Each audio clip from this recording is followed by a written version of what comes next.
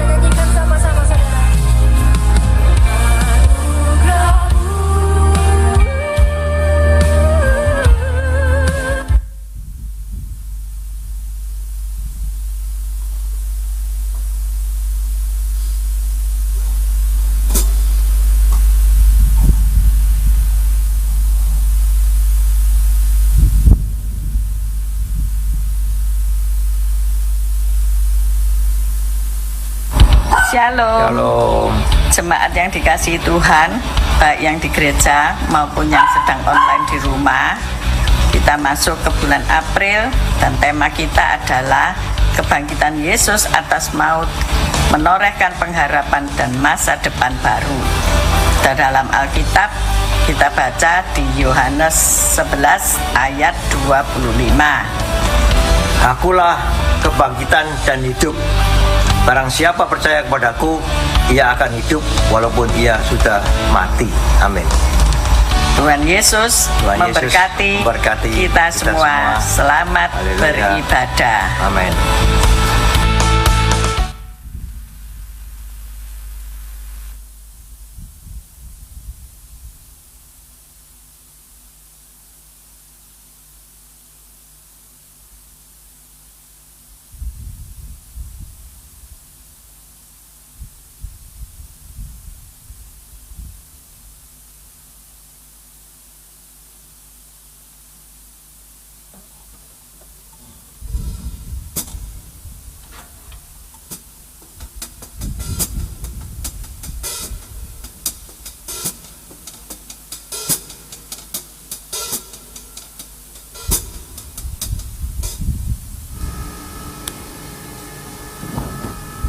Shalom Bapak dan Ibu yang terkasih, puji Tuhan pada hari ini kita kembali ada di dalam rumah Tuhan. Bapak dan Ibu bersuka cita? Amin. Dia Allah kita yang mengasihi saya dan saudara. Dia bukan hanya mati bagi kita, tapi dia juga telah bangkit buat kita. Mari kita datang kepada Dia Allah yang hidup. Hati kami melimpah dengan ucapan syukur kepadamu Bapa. Engkau Allah yang telah mengaruniakan anak-Mu yang tunggal, supaya setiap kami yang percaya kepadanya tidak binasa, melainkan beroleh hidup yang kekal. Hati kami melimpah dengan ucapan syukur. Engkau telah bangkit bagi setiap kami. Kami boleh ada di dalam rumah-Mu. Kami rindu menyembah-Mu. Kami rindu meninggikan Engkau, Raja di atas segala raja, nama di atas segala nama. Tuhan, terpujilah nama-Mu. Tidak ada Allah yang seperti Engkau. Kami bersyukur kepadamu hanya di dalam nama Tuhan Yesus. Terpujilah Engkau ya Allah kami. Kiara Shikirayalah. Mari kita bawa ucapan syukur kita. Kita bawa pujian dan penyembahan kita yang terbaik kepada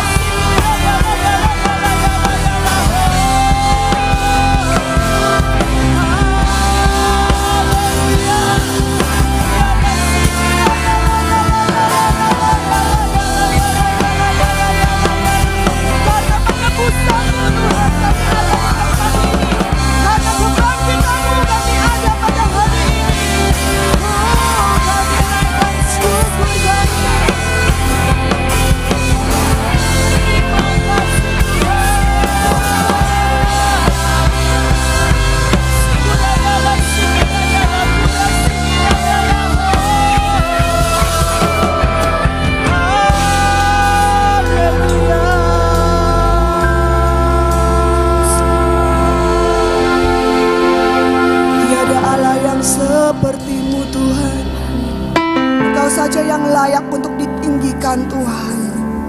Di atas segala sesuatu, di atas segala kekhawatiran kami, di atas segala pergumulan kami, di atas segala sesuatu yang ada dalam hidup kami. Pagi hari ini kami angkat tangan kami di hadapan-Mu Tuhan. Tidak ada Allah yang lain. Bapa mengaruniakan nama di atas segala nama. Oleh sebab itu Engkau Bapa sangat meninggikan diri. Dan kami Tuhan umat tebusan-Mu. Terpujilah Tuhan Yesus, ditinggikan di atas pujian. Dari dalam lubuk hatiku, ku sujud dan berterima kasih. Mari angkat tanganmu Bapak dan Ibu.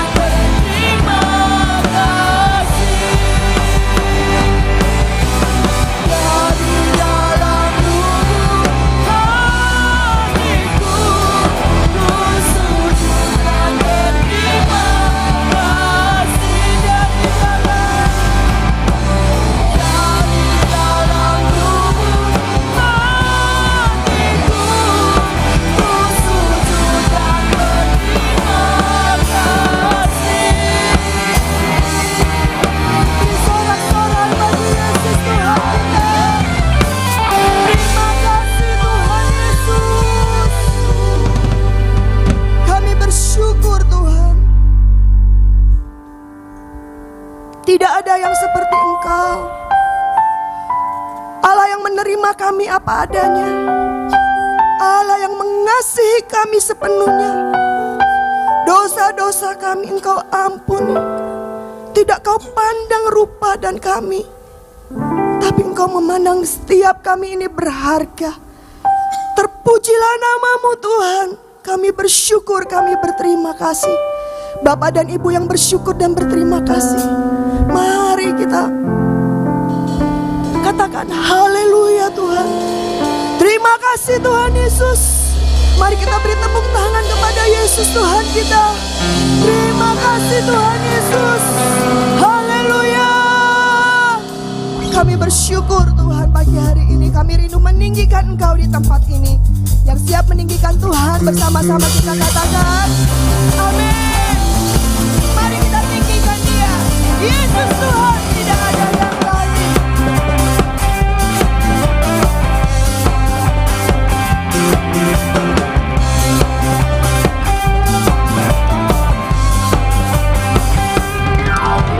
Mari puji Anak Allah Maha Tinggi, telah dinubuatkan oleh para nabi. Kepadanya diberikan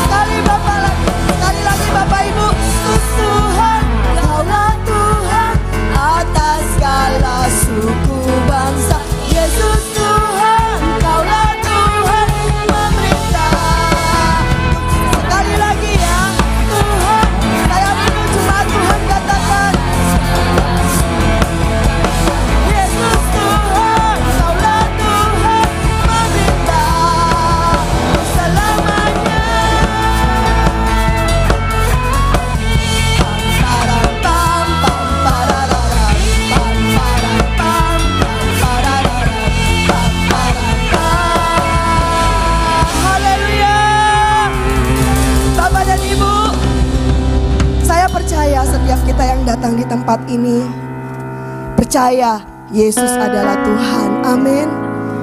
Ya Bapak dan Ibu, bukan hanya buat saya, buat engkau, tapi buat begitu banyak orang Dia datang untuk menyelamatkan kita semua. Silakan duduk Bapak dan Ibu yang terkasih. Mari kita siapkan persembahan kita pagi hari ini. Kita juga menyiapkan hati kita di hadapan Tuhan. Engkaulah Allah kami Tuhan, yang telah memberikan keselamatan bagi setiap kami. Engkaulah Tuhan atas segala suku bangsa. Engkaulah Tuhan yang mengasihi setiap kami. Pagi hari ini kami rindu menabur di tempat ini persembahan kami Tuhan, dan persembahan diakonia kami. Tuhan, kami berdoa Engkau Allah yang memberkati setiap kami, membukakan tingkap-tingkap surga dan mencurahkan berkat-berkat-Mu mengalir bagi kami. Juga kami menyiapkan hati kami untuk menerima kebenaran firman-Mu Tuhan. Tuntun kami Allah Roh Kudus, bahwa kami lebih lagi mengerti akan hati-Mu dan menjadi pelaku-pelaku firman-Mu. Dalam nama Tuhan Yesus kami berdoa. Amin.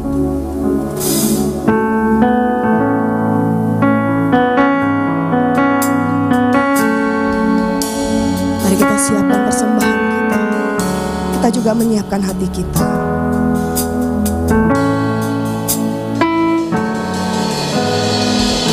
Setiap saat, setiap waktu, ku perlukan Roh Kudus. Genggamlah erat tanganku, ku mau hidup dalam kebenaran setiap saat, setiap waktu.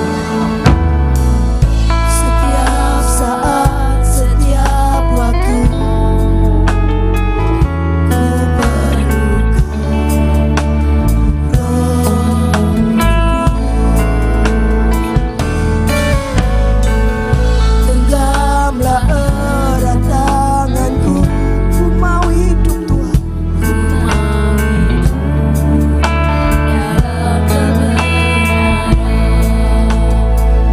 Tuntunanmu, Roh Kudus, Roh Kudus, yang ku perlu. Ku mau selalu mendengar suara-Mu, hidup dalam pengurapan-Mu. Mari ini menjadi doa kita. Setiap saat, setiap waktu, ku perlukan Roh Kudus.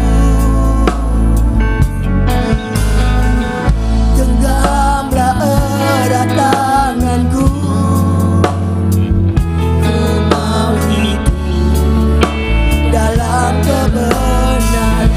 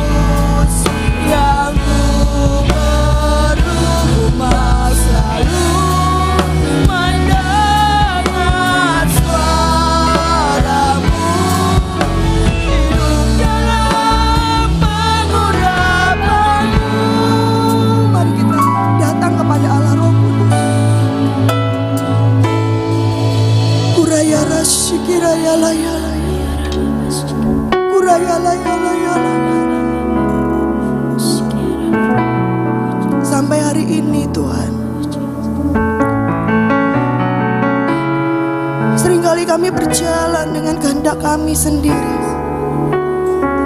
Kami berjalan dengan pemikiran kami bahwa kami, Tuhan, masuk dalam dimensi yang baru, memandang kepada Tuhan. Ada satu pribadi yang tidak pernah meninggalkan kami. Ada satu pribadi yang selalu bersama dengan kami, yang dikaruniakan Bapa bagi setiap kami. Kami perlu Engkau, Tuhan. Mari Bapak Ibu, lebih lagi kita datang kepada Tuhan. Kami perlu tuntunan-Mu, Tuhan.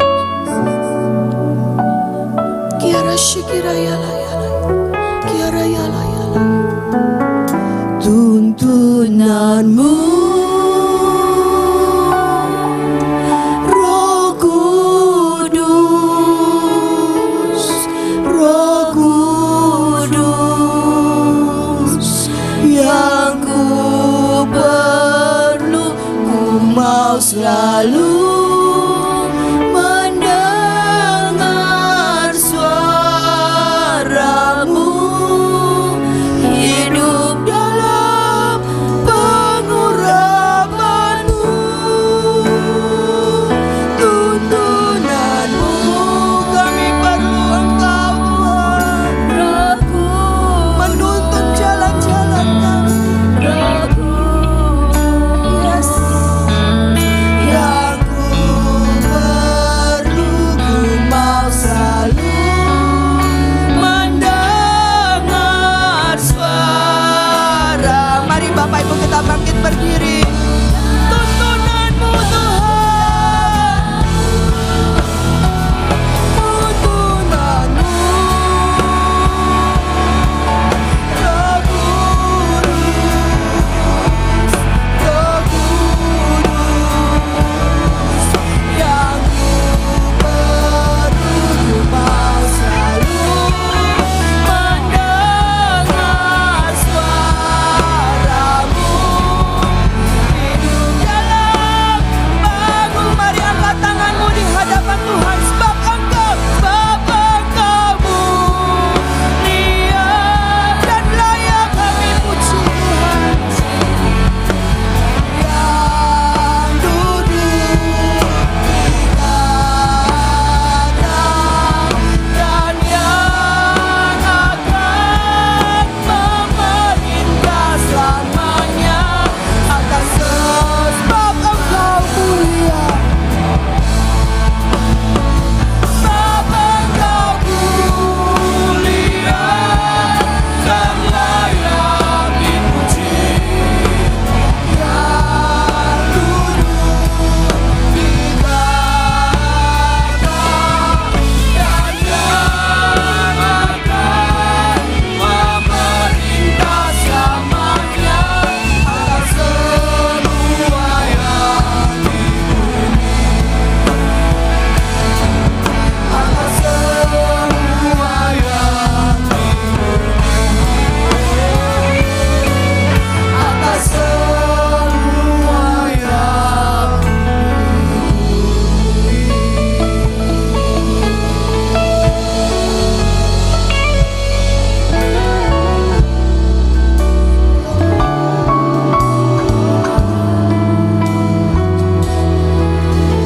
Haleluya,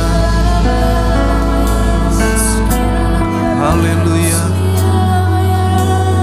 haleluya.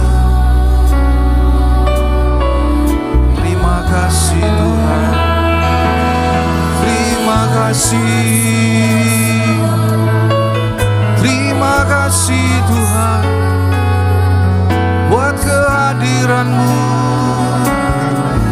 Kami perlu Engkau.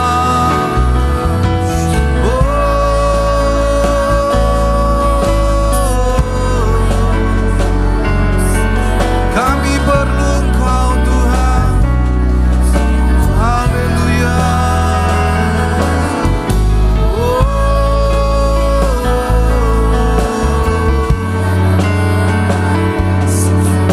Sikira barabaya.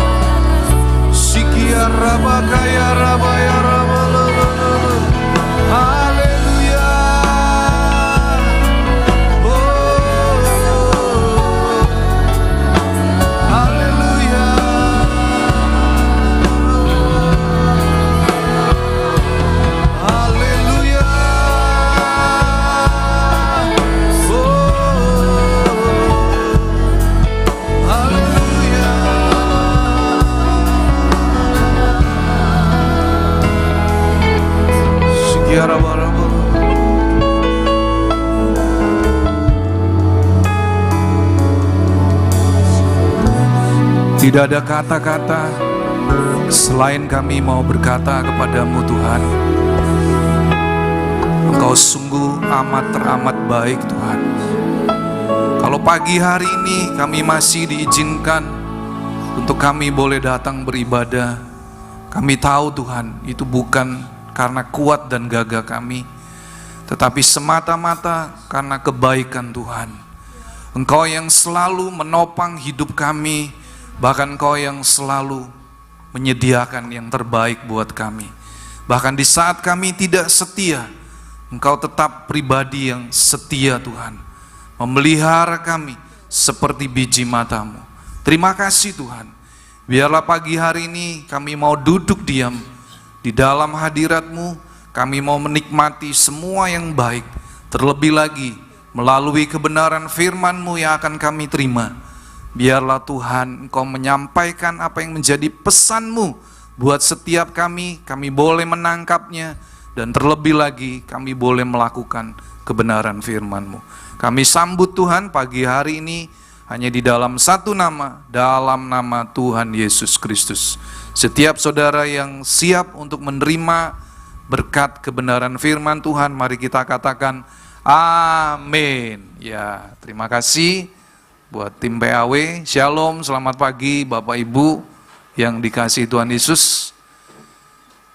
Ya, Bapak Ibu, saya sudah menyiapkan dalam bentuk PowerPoint untuk bahan materi khotbah yang ingin saya bagikan.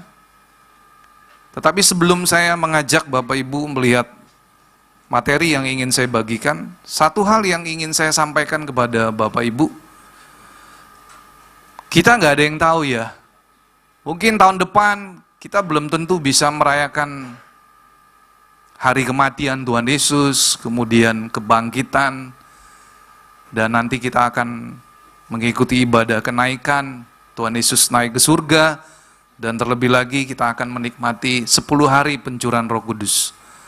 Saudara, kenapa saya katakan ini? Karena saya tahu bahwa hidup kita ini adalah sebuah misteri. Betul ya Bapak Ibu ya? Kita nggak ada yang tahu loh Bapak Ibu, apa yang akan terjadi di waktu yang akan datang. Karena dunia ini bergerak dengan cepat dan dunia ini berputar saudara. Dan saya percaya bahwa kalau tahun ini saudara masih diberi kesempatan, biarlah saudara kita semakin lebih lagi melekat kepada Tuhan. Karena kebangkitan Tuhan Yesus sungguh memberikan sebuah pengharapan dan masa depan yang baru. Mari Bapak Ibu, kita akan membaca firman Tuhan yang menjadi dasar daripada tema kita di bulan ini. Kita akan baca di Yohanes 11. Kita akan baca di Yohanes 11 ayat yang ke-26 kalau nggak salah ya.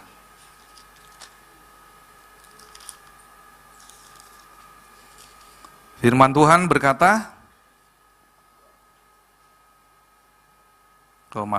Yohanes 11 ayat 25.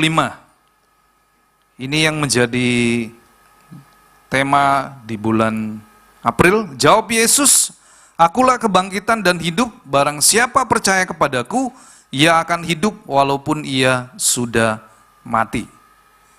Bapak Ibu, satu hal yang ingin saya sampaikan pagi hari ini adalah Yesus sudah berkata dengan jelas, "Akulah kebangkitan dan hidup, barang siapa percaya kepadaku, ia akan hidup walaupun ia sudah mati." Saudara, saya mau katakan bahwa tidak ada seorang pun manusia di muka bumi ini, bahkan sekalipun dia seorang pemimpin yang hebat, tidak ada yang berani berkata bahwa barang siapa percaya padaku, ia akan tetap hidup walaupun ia sudah mati. Saudara, ini yang membedakan saudara. Saudara dan saya, kita adalah orang-orang yang sangat beruntung, bahkan orang yang paling berbahagia di muka bumi ini. Karena kita menyembah Allah yang hidup, saudara. Mungkin saya mau sedikit cerita sebelum saya membawa saudara dalam materi yang saya siapkan. Saudara, saya diingatkan ketika saya membaca ayat ini, saudara, saya teringat beberapa belasan tahun, bahkan mungkin sudah hampir sejak waktu nenek saya meninggal. Saudara, waktu itu saya baru bertobat, saudara. Dan saya belum tahu Alkitab ini dengan jelas, saudara. Karena waktu itu saya masih SMP, kelas 2 apa kelas 3 itu ya, saya lupa Bapak Ibu. Waktu itu nenek saya meninggal dan saya sangat dekat dengan nenek saya dari mama. Karena saya cucu yang paling disayang, Bapak Ibu. Saya begitu dekat sekali dengan nenek saya. Dan nenek saya juga sayang sama cucunya. Karena saya saudara kembar ya. Jadi nenek saya ini paling sayang dengan cucu kembarnya, saudara. Jadi saya sangat beruntung ya. Karena apa? Karena perhatian nenek saya benar-benar tertuju kepada saya dan saudara kembar saya. Jadi kalau saya minta apapun, pasti dituruti Bapak Ibu. Dan saya juga selalu nurut sama nenek saya. Jadi kalau nenek saya bilang, Henry tolong belikan Ama pisang goreng. Waduh, saya pagi-pagi sudah langsung berangkat Bapak Ibu ya. Kesenangan nenek saya itu pisang goreng. Dan itu berlangsung saudara, cukup lama. Dan ketika nenek saya jatuh dan dia akhirnya harus terbaring di tempat tidur, di situ saya sudah mulai merasa ada yang hilang saudara. Saya nggak bisa lagi bercanda riau dengan nenek saya. Sementara saya sudah mulai sibuk sekolah ya saudara. Lambat laun nenek saya mulai semakin menyusut ya, kesehatannya dia semakin menyusut dan pada akhirnya nenek saya meninggal. Dan pada waktu itu saya berdoa, Tuhan, saya mau bertanya ya Tuhan, nenek saya ini ada di mana sekarang? Waktu itu saya baru bertobat Bapak Ibu. Saya nggak percaya dengan omongan orang lain. Jadi saya berdoa Bapak Ibu. Saya bilang, Tuhan Yesus, sekarang nenek saya ada di mana? Saya berdoa cuma itu aja Bapak Ibu, setiap hari. Dan akhirnya doa saya dijawab Bapak Ibu. Ketika suatu hari saya nggak ingat tanggal berapa, saya dibawa oleh Tuhan di dalam alam roh. Dan saya melihat nenek saya sedang berteriak. Karena waktu itu nenek saya belum bertobat. Sejak saat itu saudara, saya terpanggil. Makanya sejak itu saya memutuskan saya mau sekolah Alkitab. Saudara, ketika saya melihat nenek saya, dia sedang ada di dalam alam penderitaan yang luar biasa. Saya dalam posisi menangis dan saya duduk dalam posisi berdoa dan saya berteriak, Tuhan tolong nenek saya.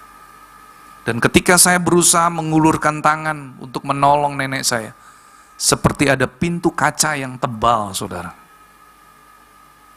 Dan saat itu saya semakin menangis dan posisi waktu itu saya terbangun, saya dalam posisi duduk seperti orang yang berdoa, duduk bersila dan saya menangis. Dan sejak saat itu saudara, saya berkata, Tuhan, saya mau menjadi pembawa berita keselamatan. Saudara, saya mau berkata kepada Bapak Ibu, ketika saya berdoa, ternyata saya berdoa kepada Allah yang hidup. Dia mendengar doa saya. Dialah Yesus. Jadi saya mau katakan kepada Bapak Ibu, saudara dan saya, kita datang kepada tempat yang benar. Saudara datang kepada pribadi yang benar, yang bernama Tuhan Yesus.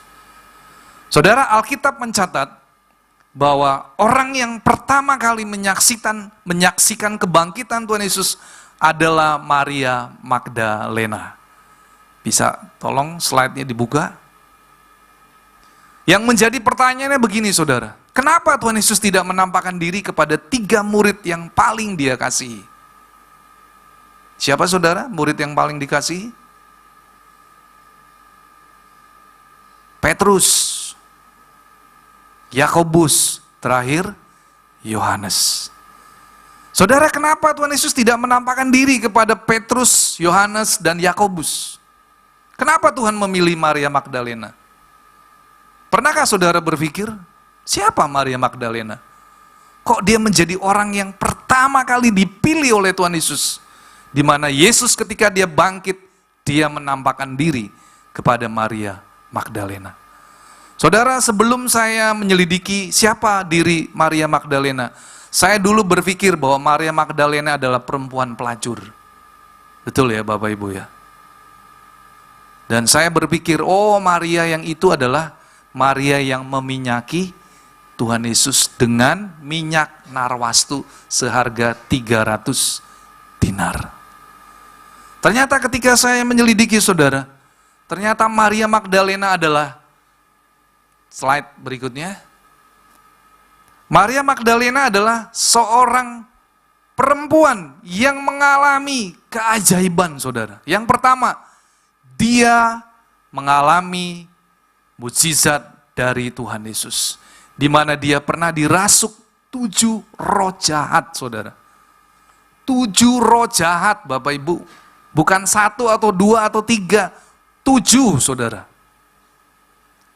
Berarti saudara bisa bayangkan bagaimana kehidupan Maria Magdalena ketika dia dirasuk oleh 7 roh jahat. Saya percaya hidup dia pasti hancur, Bapak Ibu. Saudara kalau diganggu aja pasti nggak enak ya. Betul Bapak Ibu? Contoh aja misalnya, saya ke rumah siapa misalnya. Saya ingat saudara beberapa tahun yang lalu ketika saya ditugasi oleh Ibu Gembala, Pak Indri doakan rumah, ya saya sebut aja Bapak Ibu, rumah Dini, Ibu Dini. Ya, mamanya Gabriel. Karena apa? Karena Ibu Dini cerita, setiap malam dia diganggu oleh roh jahat. Di loteng atas itu, di situ tempat bercokolnya si iblis. Dan setiap malam Gabriel itu diganggu oleh iblis, sehingga Gabriel itu ngamuk-ngamuk Bapak Ibu. Padahal makan cukup, ya perhatiannya cukup dari Ibu Dini. Tapi setiap malam Gabriel diganggu oleh roh jahat, sehingga Ibu Dini pun tidak merasakan damai sejahtera. Saudara bayangkan itu yang diganggu, apalagi ini Maria Magdalena, dia dirasuk oleh 7 roh jahat. Sejak Yesus melepaskan Maria Magdalena, maka sejak saat itu juga Maria Magdalena menjadi seorang perempuan Yahudi yang setia. Dia setia menemani Yesus melayani dari satu kota ke kota lain dengan harta kekayaannya. Jadi Maria Magdalena ini bukan perempuan biasa Bapak Ibu, tapi dia adalah seorang perempuan yang melayani rombongan Tuhan Yesus bersama dengan perempuan-perempuan lain, mengikuti kemana Yesus melayani, dia menemani dengan harta kekayaannya. Dan yang ketiga saudara, Maria Magdalena adalah seorang saksi mata. Mulai dari peristiwa Yesus ditangkap saudara ya, kemudian Yesus disiksa, dia melihat bagaimana penderitaan Yesus, sampai pada waktunya Yesus mati. Bahkan Alkitab mencatat ketika kubur Yesus dijaga, Maria Magdalena ada di situ saudara.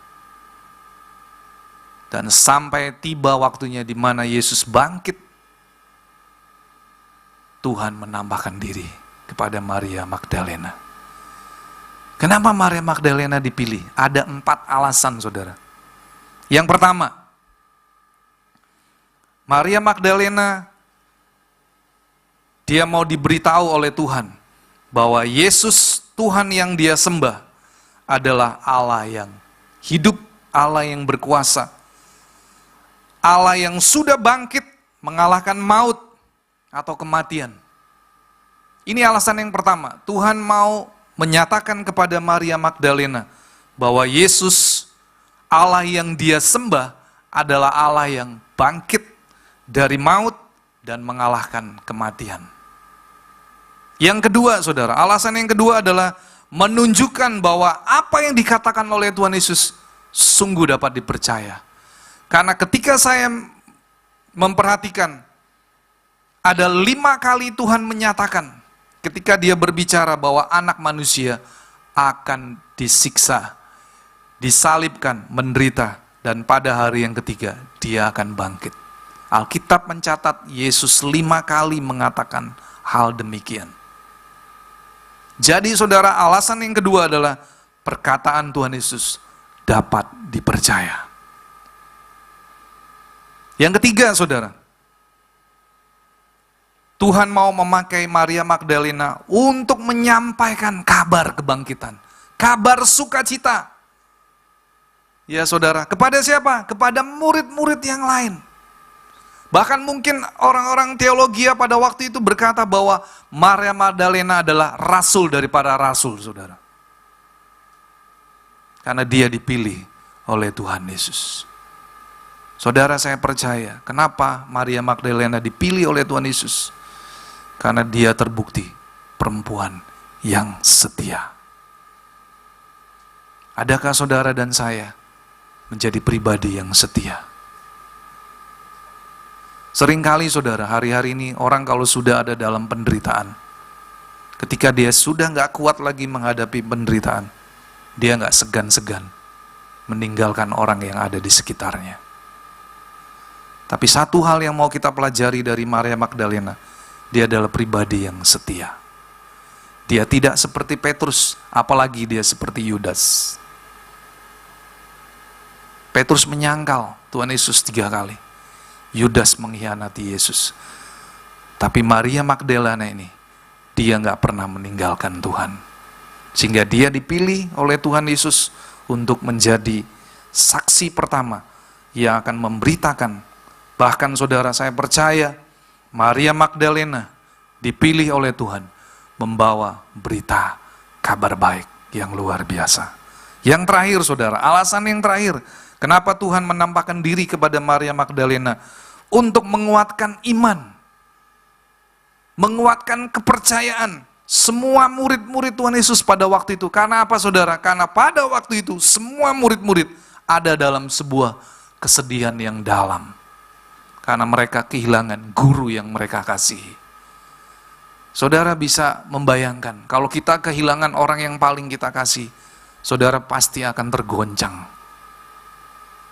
Betul ya Bapak Ibu? Sama seperti ketika saya mengalami, ketika nenek saya meninggal, saya pun tergoncang Bapak Ibu. Makanya saya berdoa, Tuhan di mana nenek saya berada?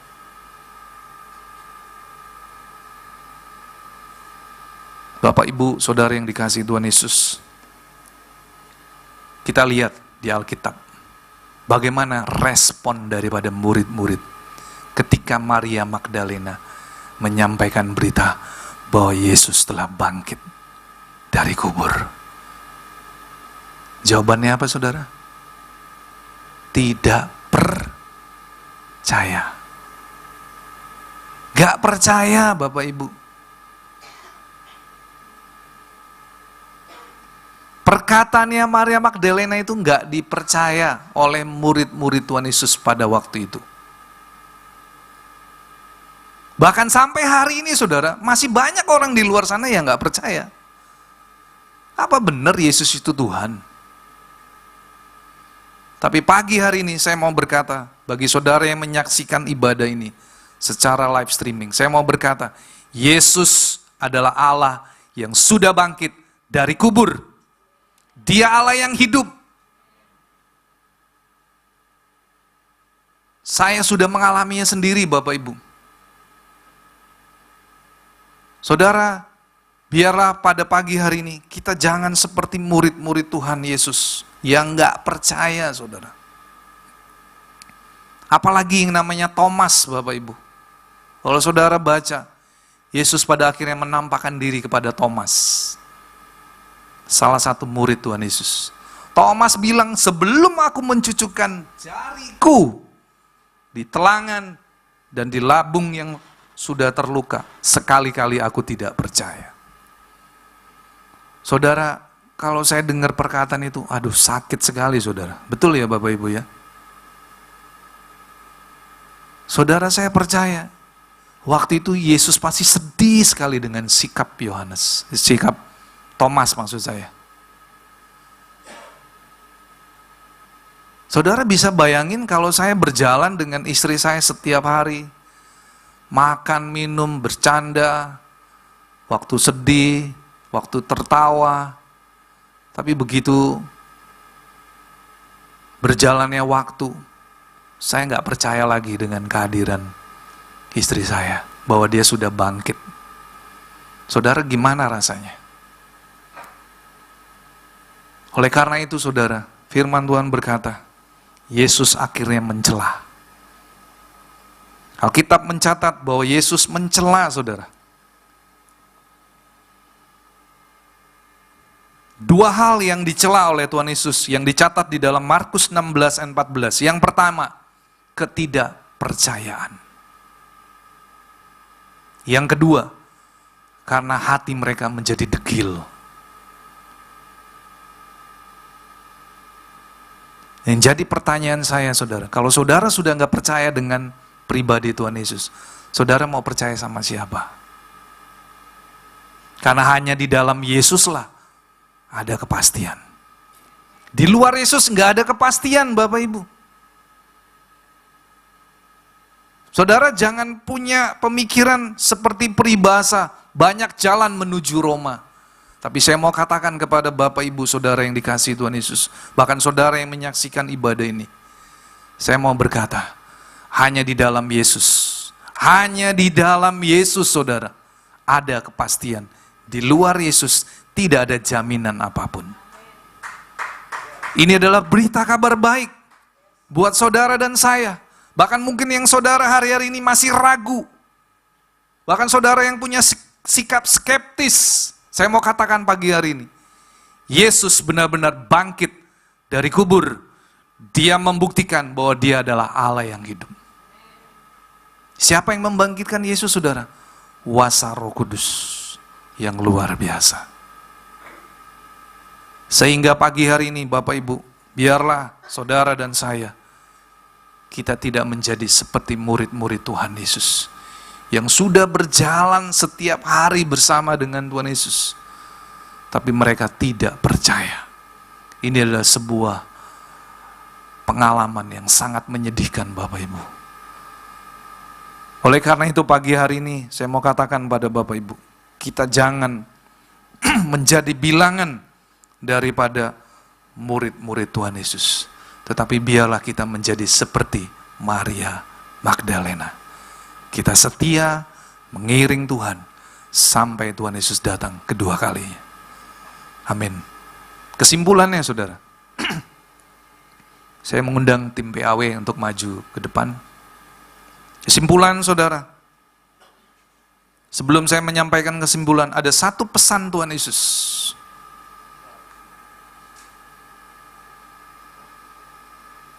Di akhir percakapan, ketika Yesus berbicara kepada semua murid, setelah Yesus menampakkan diri, setelah dia bangkit dari kubur kematian, hanya ada satu pesan Tuhan Yesus kepada murid-muridnya. Dia berkata, pergilah ke seluruh dunia, beritakanlah Injil kepada segala makhluk, supaya siapapun yang percaya dan dibaptis akan diselamatkan, tetapi siapa yang tidak percaya akan dihukum.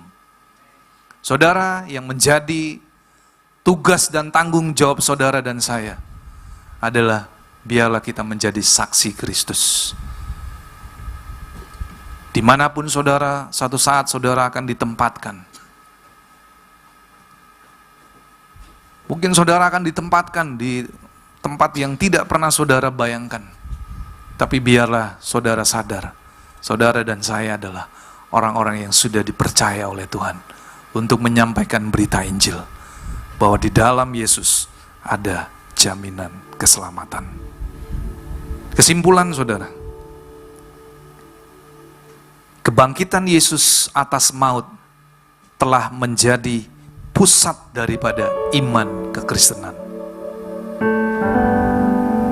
Dan yang kedua, Kebangkitan Yesus atas maut itu menjadi inti daripada pengajaran.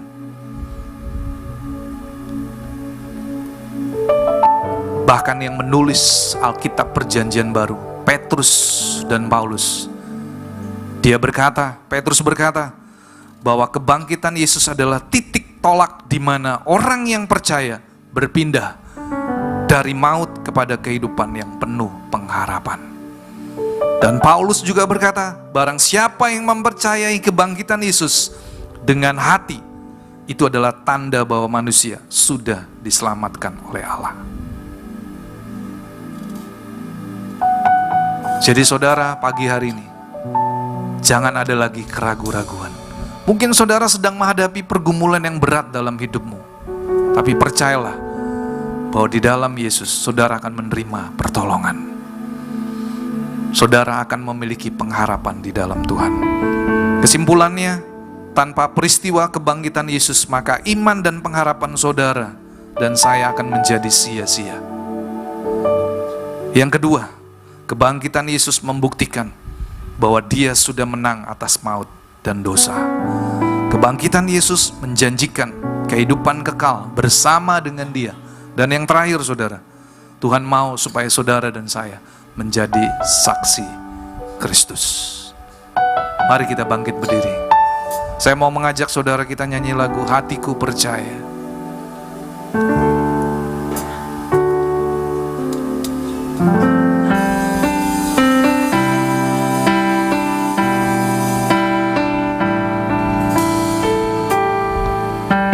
Saat ku tak mengerti rencanamu, namun tetap ku pegang janjimu.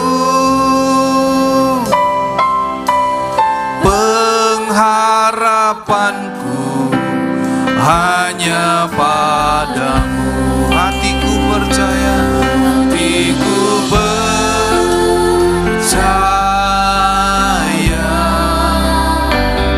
hatiku percaya,